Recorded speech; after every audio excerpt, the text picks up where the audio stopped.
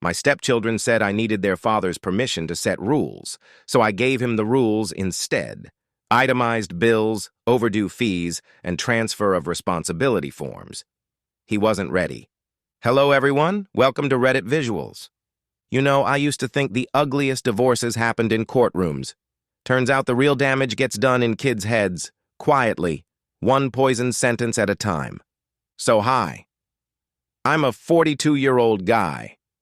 And for the last 7 years, I've been what you'd call a stepfather. I'm married to Emma. She's 39. She has 2 kids from her first marriage. Josh, who is 15 now, and Lily, who is 13th. Their biological father, Mark, is 41 and technically alive, but I'd describe his parenting style as themed appearances.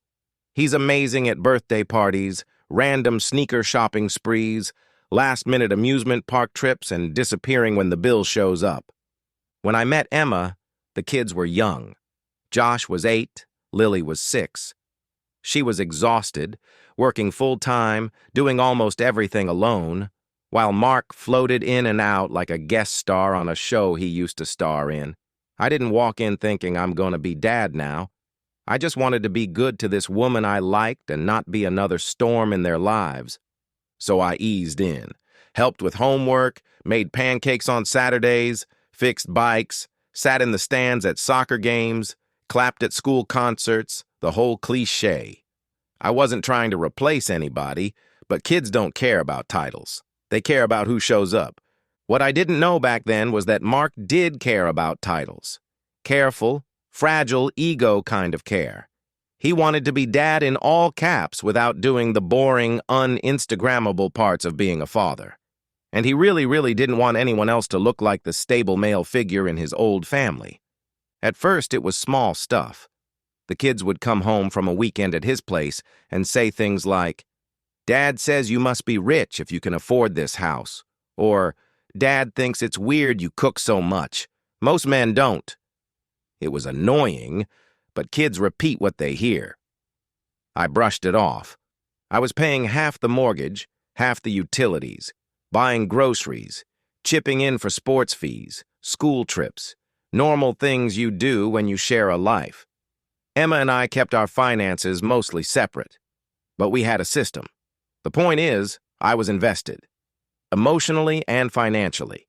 Fast forward a few years, and the kids are teenagers now, which means hormones, opinions, and phones glued to their hands. We had house rules: no phones at the dinner table, homework before video games, and curfew on school nights. Nothing extreme, just basic structure. One Thursday night, I'm making dinner, chicken, roasted vegetables, the usual, and Josh sits down with his AirPods in, scrolling. Lily is doing that thing where she's half listening, eyes on TikTok, fork in hand. I say, "Guys, phones away at the table. You know the rule." Josh doesn't even look up. He mumbles, "You can't tell us what to do without talking to Dad first." I actually laugh because it's so out of nowhere. "What?" He takes one AirPod out, finally looks at me, and repeats, louder, "I said you can't make new rules without asking our real dad. Mom said you're not allowed to overstep." Lily nods like this is just a fact. "Yeah, Dad said you're just Mom's husband. He's the only one who can set rules for us." There's this moment where the room goes quiet, like even the fridge hum shuts up. My brain tries to process those words, and then the anger hits in a flash of heat, sharp and bright. But on the outside, I stay very still. "Phone's down," I say again, voice low. "We're not doing this right now. Eat your food." Josh rolls his eyes. "We don't have to listen to you. You're not our real dad. Dad said you only get to talk to us about rules if he agrees first." Emma, to her credit, doesn't stay quiet. She puts her fork down, looks at both of them, and says, "I never said that. Your father does not run this house." Lily shoots back. "Well, that's not what he told us. He said you're letting your new husband control us and that it's not okay." There it was. Not subtle, not a misunderstanding. A direct line from Mark's mouth to my dinner table. I look at Emma, and I can see her face go pale with this mix of embarrassment and fury. She says, slowly, "We'll talk about this after dinner." The rest of the meal is silent, the kind of silence where nobody actually tastes the food. Later that night, after the kids stomp off to their rooms, we sit at the dining table again. Same chairs, totally different temperature. "I never said that," she says first, like she's defending herself in a trial I haven't even started. "I know," I tell her, because I do. "He did." She nods, eyes wet now, and then pulls out her phone and scrolls. "You need to see this." She shows me a text thread. Apparently, Josh had accidentally screenshotted a group chat with his dad and sent it to her last week, thinking he was sending something else. In the screenshot, Mark had written, "You don't owe that guy anything. He can't boss you around. If he tries, tell him your father has to approve first. He's not your real dad and never will be." Underneath, Josh had replied with a laughing emoji. Lily. "LOL, okay, Dad." I just stare at it. I shouldn't be surprised, but somehow, I still am. He put it in writing. "I found this 3 days ago," she whispers. "I was trying to figure out how to handle it. I didn't think it would explode this fast." I sit back in my chair, slowly, and something in my head shifts. You know that feeling when a picture suddenly comes into focus, and all the weird little things you ignored make sense? The comments, the eye rolls, the subtle distance of the last few months. He wasn't just being immature. He was recruiting. "I'm so sorry, James," she says, and there's this raw sincerity in it. I didn't stand up to him early enough. I thought he would calm down. I thought if I ignored him, he'd stop. "He won't," I say. "He's winning." And there, in that moment, I realize something ugly and simple. I have been financing, feeding, and chauffeuring the same kids this man is teaching to disrespect me. I'm basically paying for my own humiliation. That night, while Emma sleeps, I sit at my laptop and open a spreadsheet. I don't rage text Mark. I don't slam doors. I do something that scares people like him way more. I do math. I pull up my bank statements for the last 7 years. I filter for anything with Emma's address, the kids' names, their school, their sports programs, and their doctors. I divide by half where it's fair, more where I know Emma couldn't cover it at the time. I list everything. Half the mortgage since I moved in, utilities, groceries, club soccer fees, dance recitals, brace deposits, new laptops for school, Disney trip, even the stupid limited edition sneakers Mark bragged about posting on Instagram that I actually paid the bill for. It takes hours. I'm not doing it to get the money back. I know that's gone. I'm doing it because I want to see it. I want to look at the number and remind myself I wasn't just some guy passing through their lives. When I'm done, there are multiple tabs, one labeled Past Expenses, My Contribution, another Ongoing Monthly Costs, and a third, Optional Contributions Going Forward. Under that last one I type, "This column can go to 0. The next day, I call a family law attorney, not because I want to sue their dad into oblivion, but because I want to understand exactly where my responsibilities start and end, what I can stop, what I can change, and how to do it without setting Emma on fire in the crossfire. The attorney listens, then says, "You've been very generous. Legally, you don't owe those kids anything. That's between their parents. But you've also been very convenient. Their father has no reason to step up if you keep paying his share." "So I stop?" I ask. "You stop," she says. "Cleanly, clearly, in writing." An idea clicks into place. It feels petty and grown up at the same time. Not revenge yell on the phone petty. Something colder, something educational. If my authority in the house, according to them, requires their father's permission, then fine. I'll give their father the authority he's been pretending to have. Every last expensive, daily, exhausting piece of it. A week later, I ask Emma and the kids if we can have a family meeting on Saturday afternoon. I make my voice neutral, casual, like we're going to talk about vacation plans or chore charts. Emma gives me a look, but we've already talked. A lot.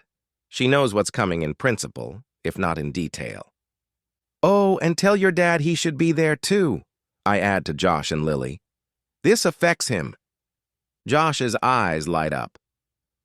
Are you going to apologize? He asks, openly hopeful. In a way, I say. I'm going to make sure everything is clear from now on. They text him. Apparently, he's thrilled. Of course he is. The big bad stepdad is finally being brought to heel in front of his audience. Saturday comes. Emma suggests we meet at a coffee shop nearby, neutral territory, less tension. I agree. It's a small place, quiet on weekends, with a back corner that's semi-private. We get there first. Emma sits beside me at the table. The kids arrive with Mark about 10 minutes later. He's wearing sunglasses inside, which is exactly the kind of move I expected. He drops into the chair across from me like he's about to negotiate a business deal he's already won. So, what's this about? He asks, not even greeting Emma. The kid said you had something important to say. I slide the thick manila folder onto the table between us. Inside are printed spreadsheets, itemized bills, and a stack of documents the lawyer helped me draft. I do, I say. But you first. He smirks. Me? Yeah. Apparently I need your permission to set rules in the house I help pay for the kids I drive, feed, and take care of. So I figure that makes you the chief parent officer, right? The final authority. Josh shifts uncomfortably. Lily fidgets with her sleeve. Emma says nothing, but her jaw tightens. Mark leans back, arms crossing. Well, yeah. I'm their father. That's what I've been saying. Glad you're finally getting it. Great, I say. Then you'll appreciate a full breakdown of your responsibilities as the primary decision-maker. He frowns. What? I open the folder and pull out the first sheet. It's titled, Financial Contribution Summary, 7 Years. 2 columns.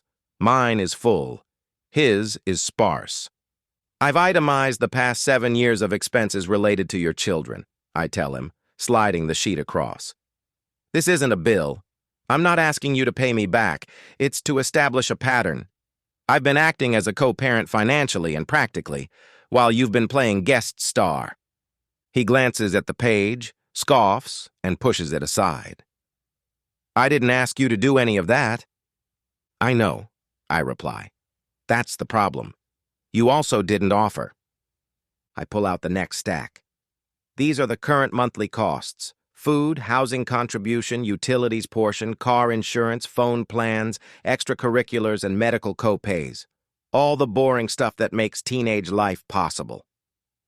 I slide a second sheet toward him, this one titled, Notification of Financial Responsibility Transfer. Since you want to be the one whose authority we all recognize, I say, keeping my voice calm, I think it's only fair you also take on the responsibility that comes with it. As of next month, I am withdrawing from all non-essential financial responsibilities for Josh and Lily. That means no more paying for their car insurance, their phones, their sports, their trips, their extras. Those will be between you and Emma unless you two decide otherwise. Josh's head snaps up. What? Lily looks at her mom, then at me, eyes wide. What do you mean, no phones? Emma finally speaks. Her voice is steady. He means your father, and I will be paying for what we can. James won't be covering what your father should have been covering all along.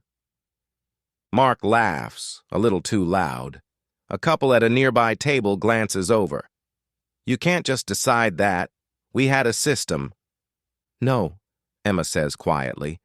We had you not paying, and James quietly doing it so the kids wouldn't suffer. That's over. I hand Mark another document. This one outlines the standard child support calculation based on your income and custody split. My attorney helped me put it together. It also includes information on how to petition for a custody modification if you'd like more say in their lives. You've been complaining about being shut out, right?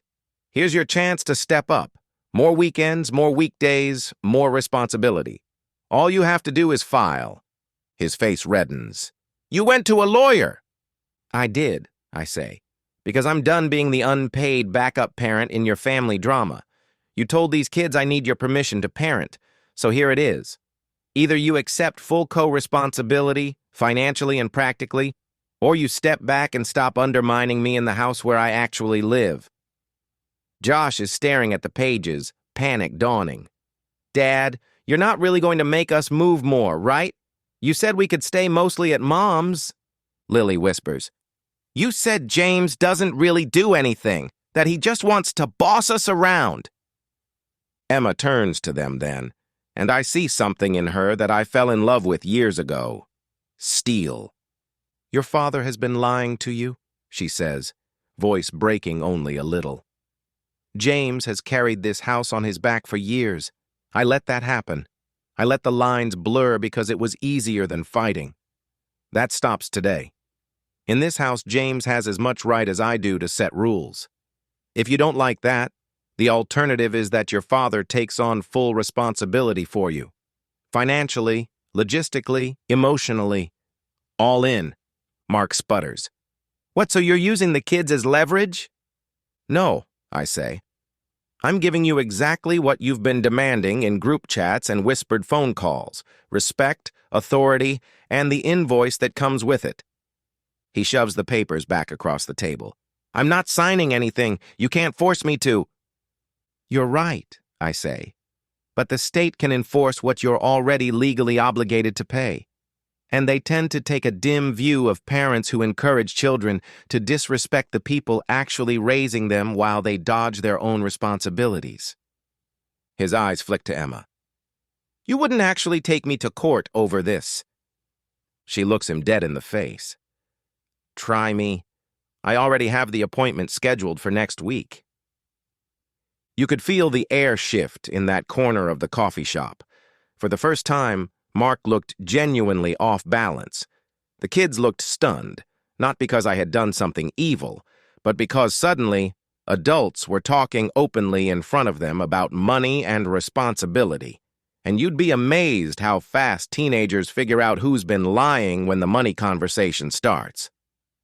Mark tries one more angle, his voice dropping to something that's supposed to sound reasonable. This is going to mess the kids up. You're punishing them because your feelings are hurt. I look at Josh and Lily, not him. I'm not punishing you. I'm showing you the truth. I love you both. I've shown up for you for 7 years. I want to keep being in your lives. But I won't do it while being treated like a wallet with no voice. Respect is not optional. You can't tell someone they have no authority and then demand they keep funding your life. Nobody speaks. Mark's face is red. The kids look like they've been dunked in cold water. Finally, Emma stands, picking up her purse. Meeting's over. Mark, you can take the papers or not. But understand this. In my home, you don't get to weaponize our children against my husband. I won't stand for it anymore. Mark leaves the folder on the table and walks out. The kids trail after him to the parking lot, looking back at us like they're not sure which side of the line they're supposed to be on. Emma and I sit there for another few minutes in silence. Then she reaches across the table and takes my hand. Thank you, she says quietly. For what? For not leaving, she says.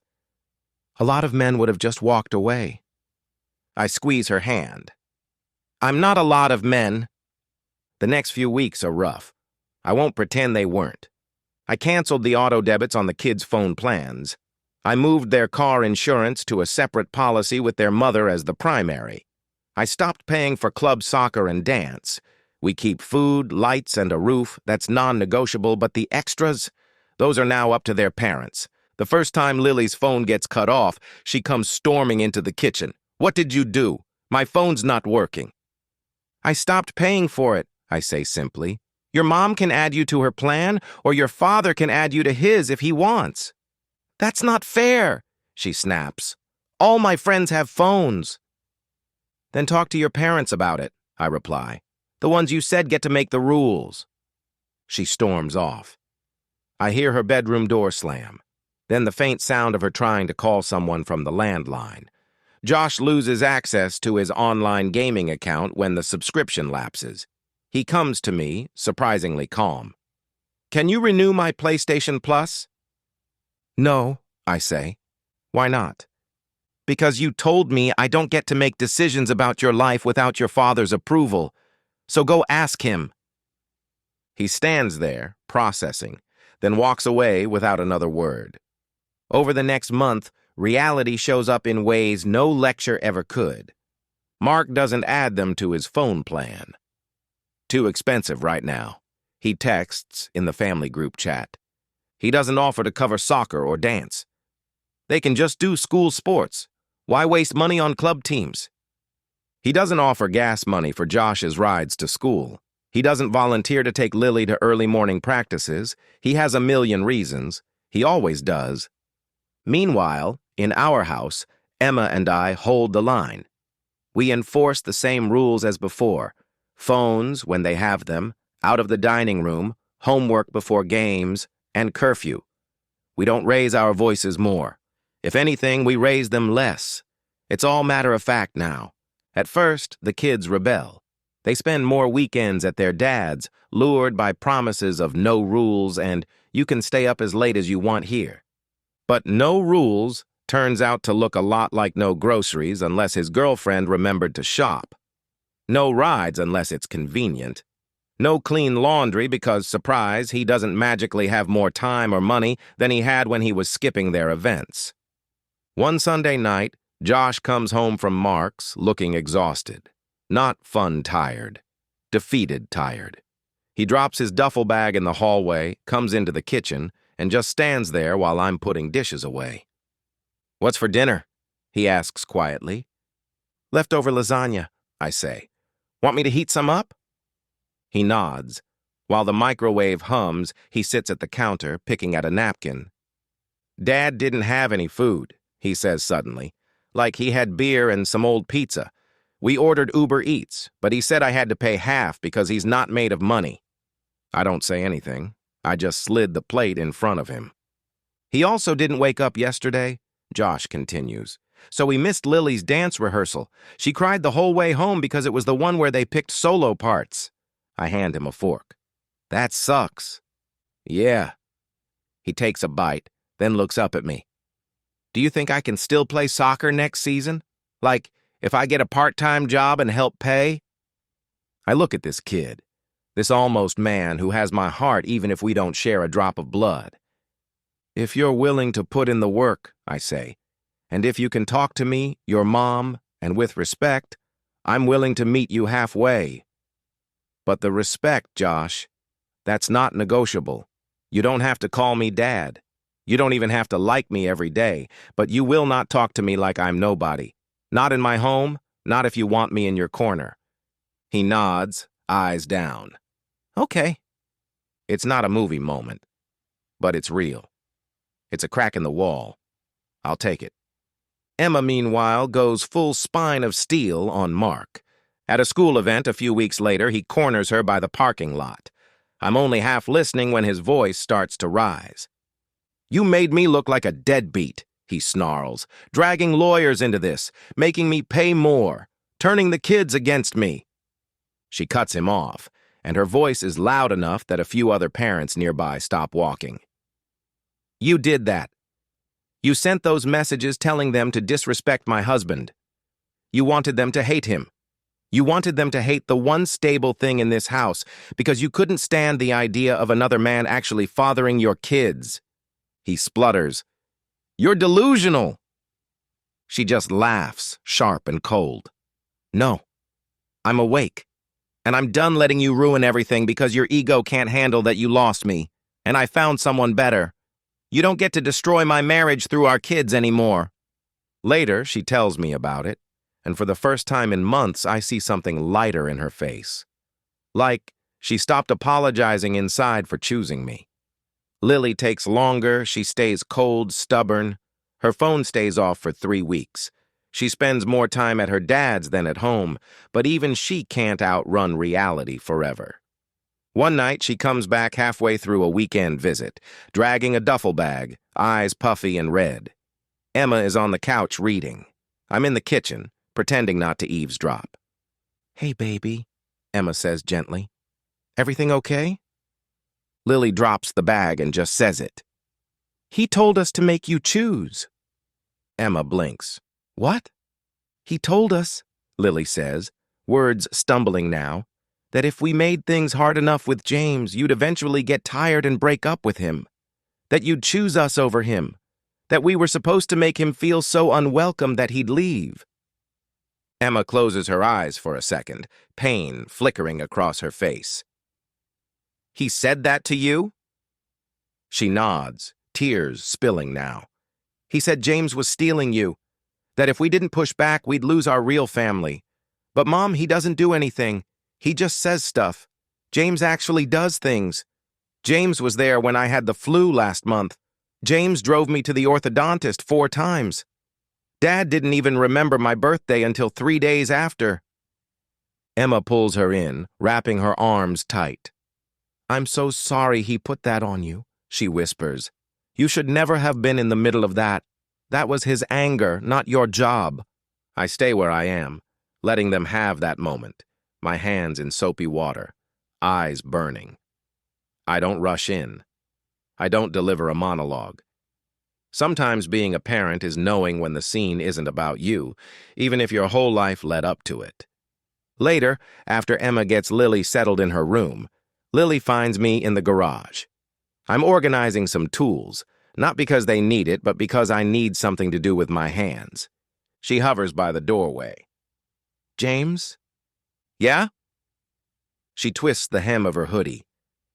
"I'm sorry I said you're just Mom's husband, that you can't make rules. That was really messed up." I put down the wrench I'm holding and turn to face her. "Thank you for saying that. That took guts." She looks up, eyes still red. "Are you still mad?" "Yes," I say honestly, "but not at you the way you think. I'm mad at him for putting you in that position. I'm mad at myself for not protecting you from it sooner. But I'm not mad at you for being a kid who believed her father." Her shoulders sag in relief. "Do you still not want to help with stuff?" "I'm still not paying his share," I say. "That's between him and your mom. But you? You're not a bill, Lily. You're a person. If you meet me with respect, I will always show up for you however I can." She steps forward and awkwardly hugs me. It's brief. It's tight. It's everything. "So, did I get revenge? I didn't slash tires. I didn't dump anyone's stuff on the lawn. I didn't scream or throw things or send a mass email blasting him to every contact he has. What I did was worse if you're a person like Mark. I took away his favorite shield. I stopped letting him use me as the invisible wallet in the background while he played fun dad and whispered poison. I gave him the responsibility he claimed I had no right to enforce. The actual responsibilities of being a parent. Show up, pay up, and stop trashing the people who are doing the job you walked away from. I itemized 7 years of bills, expenses, and sacrifices and laid them at his feet, not to get reimbursed, but to expose the gap between what he said and what he actually did. I drew a line and said, "If you want authority, it comes with accountability. If you want to trash me, you don't get to do it on my dime." And Emma? She chose me, not instead of her kids, but alongside them. She chose a family where the person doing the work gets a voice, where loyalty isn't measured by DNA, but by who's in the car at 6 a.m. and who's in the stands in the rain. It wasn't clean. It wasn't painless. The kids still see their father. We're not trying to erase him, but the power dynamic shifted. He doesn't get to poison the well anymore without consequences. A few months later, I'm at Josh's soccer game. It's a cold Saturday morning, the kind where your breath makes clouds and the bleachers are freezing. Josh scores off a corner kick, a beautiful header into the top right corner. The whole team rushes him, and when the chaos settles, He doesn't look to the sideline where Mark is, late as usual, holding a coffee and barely paying attention. He looks at me, grins, pumps his fist. After the game, when we're walking to the car, Lily slides into the back seat and automatically buckles up. "Can we get breakfast?" she asks. "Sure," I say. "Can I get the French toast?" I glance at her in the rearview mirror. "It's like $12. She grins a little. "I'll pay you back for my allowance?" I laugh. "How about we split it?" "Deal," she says. And just like that, we're a family again. Not perfect, not without scars, but real. So that's my story. My stepchildren said I needed their father's permission to set rules. So I gave him the rules instead. Itemized bills, overdue fees, and transfer of responsibility forms. He wasn't ready. Now I want to know what you think. Was I wrong for pulling my financial support back and forcing their dad to step up? Should I have just kept my head down and kept paying for everything for the kids' sake, even while being disrespected? Or was this the only way to show them, and him, the truth about who was really doing the parenting? Drop your verdict in the comments. Tell me what you would have done in my shoes, especially if you've ever been a step-parent or caught in the middle of a blended family power struggle. I read everything, and I'm genuinely curious where you stand on this one. And if you enjoyed the story, please subscribe and like the video. It really helps the channel grow and lets us bring you more wild Reddit stories like this one. Thanks for watching.